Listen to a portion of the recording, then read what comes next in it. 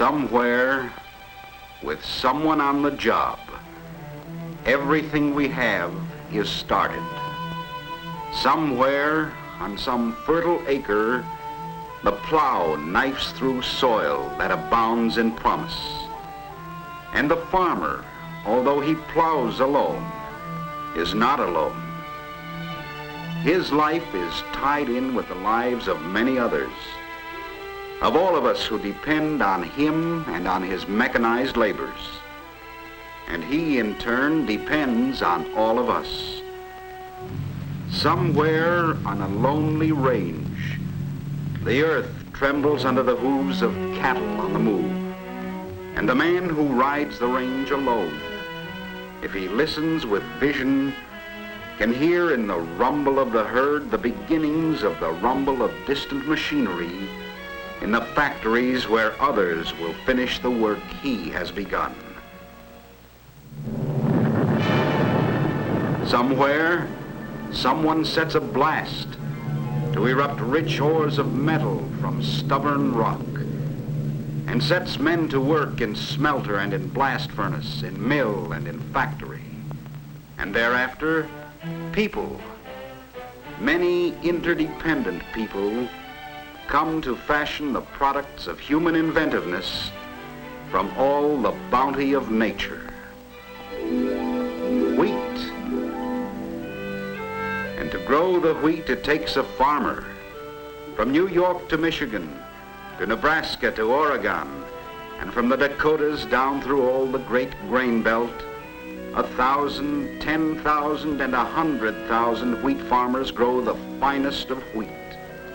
Raw material for industrial alcohols, for fine finishes. Sugar. And to grow sugar, the sugar farmer. In the bottomlands of Mississippi and the Everglades of Florida, on the Delta and in the Evangeline country, grows the sugar cane. Cane sugar, raw material for carbon and lampblack, for solvents. Cotton, and the farmer to grow the cotton. Raw material for fabrics and for lacquers and for plastics. In the Carolinas, in Georgia, Tennessee, and Arkansas, Alabama, throughout the Old South, and even in the Deep South, cotton still is king. In Texas, too, and now in California, there's a great snowy harvest, cartload by cartload and bale upon bale, as far as the eye can see. Cotton for fabrics and wool for fabrics. On the slopes of the Sierras, a sheep herder.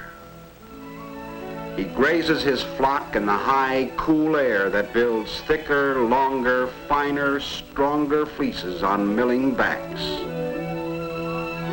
Mohair goats roam the plains of Arizona, Texas, and New Mexico, where all the silken fleece is tempered by baking days and toughened by freezing nights. Fine fleece of the sheep flock and long stapled fleece of the mohair goats for fine upholstery. Tough hides for tough, durable leather, and it takes tough, durable men to ride the herds to grow those hides to harvest. From the Oxbow to the Laramie, all along the Red River and the Rio Grande, 1,000, 10,000 outflung herds. With sun and with wind, with rain and with sand as her tools, with heat and with cold, nature burnishes and strengthens hide and hair on the open range from Dodge City to the foothills of the Western Mountains. Perhaps there are jobs you never thought of as being an important part of the great American economy pattern. But every basic task is essential to the necessity and convenience of all in this blessed land of all of us. West or south, no matter where you go or what you are looking for, you'll find somebody working as a part of the vast and intricate and interlocking network of production that leads the raw material to finished product. The turpentine barrel in Florida and in Georgia is the first link in an endless conveyor belt that winds its way from south or east to west and north, from Portland, Maine to Portland, Oregon.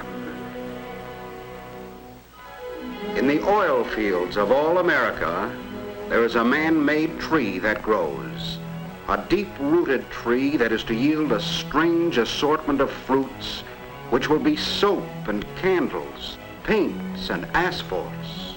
From its roots, thousands of feet in the earth, the oil well rig brings forth the harvest of precious sap that is to become a polish and a lubricant and a coloring and a fuel. In the giant test tubes and apparatus of the refineries, the oil crudes here are cracked and distilled. Here are cleaned and purified. Here are separated and sorted into 100 basic materials for 1,000 interdependent industries and 1,000 times 1,000 interdependent workers, managers, and engineers.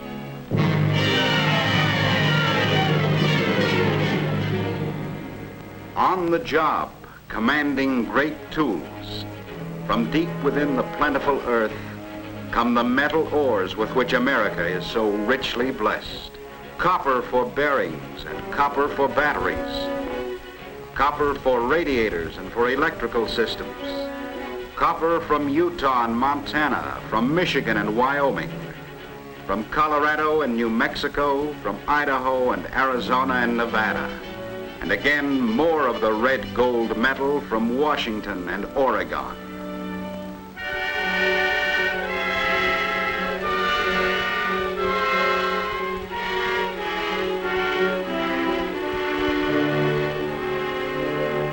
This red, powdery earth is rust. Call it iron ore, call it ferric oxide. It is the touchstone that has magically transformed a civilization. In the raw red earth of Hibbing on the Mesabi, the Clinton and Vermilion Ranges, steel has its beginnings. The mother of steel is iron.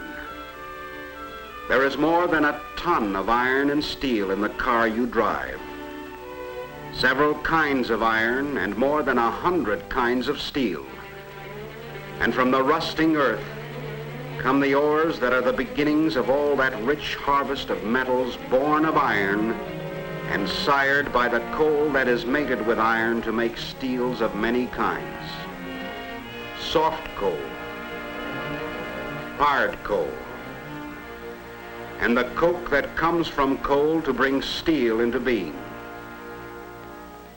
To purify and refine the steels, coal and coke. To harden steel for roller bearings and for starter motor assemblies, fine molybdenum. To toughen steel in precision parts, fine vanadium. To shape and to polish precise mechanical parts, crystalline quartz. For alloy steels, for stainless steel, for plating bumpers and ornamental trim, bright chromium. For the tiny filaments in electric light bulbs, tungsten. For storage batteries, for radiator assemblies, and for the Babbitt metal in engine bearings, pure lead. And even the more famously precious metal, gold. Any metal can be more precious than gold if it is the one metal needed at the time. Each metal may depend on one or more of the others for successful use. Copper and aluminum are precious in themselves. And all these ores for all these many metals call for many men to dig them from the earth and bring them forth. Any natural lack or artificial shortage may stop the entire economic parade.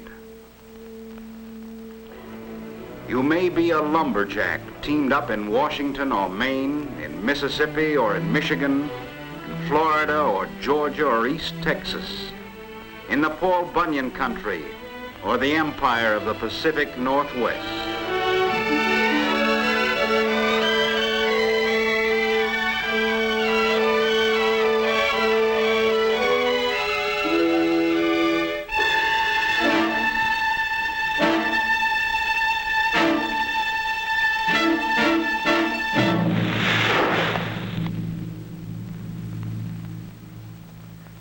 The trees you fell and the logs you drive make pulp for paper to blueprint the dreams that put 100,000 men to work on a new model and a new job. The way we do it in America takes a lot of different people working together in a lot of different places. As all rivulets and brooks flow to make the river, so all the wondrous products of forest and ranch, mine and farm flow together. On highways of steel, the many raw materials move, contributions of every state in the Union. On highways of gravel and concrete, roll the basic supplies for the mills of industry. And on the high air lanes of the trackless skies, fly products to the factories for processing. In the textile mills of Pennsylvania, Connecticut, and the Carolinas, sheep wool and mohair are the beginnings of more interrelated jobs for men and for women. Spun by mechanical spiders into gleaming strands, cotton, sheep wool, and mohair are woven by incredibly precise mechanical fingers into luxury fabrics. Corn, the golden treasure of farmers in Iowa, Indiana, and Illinois, and corn of Kansas, Michigan, Minnesota, Ohio, and Nebraska. One way of changing corn into leather is on the sub-assembly line of the feeding lot, but a shorter way is through the magic of chemistry. Corn is now directly processed into the plastic ingredients of artificial leather.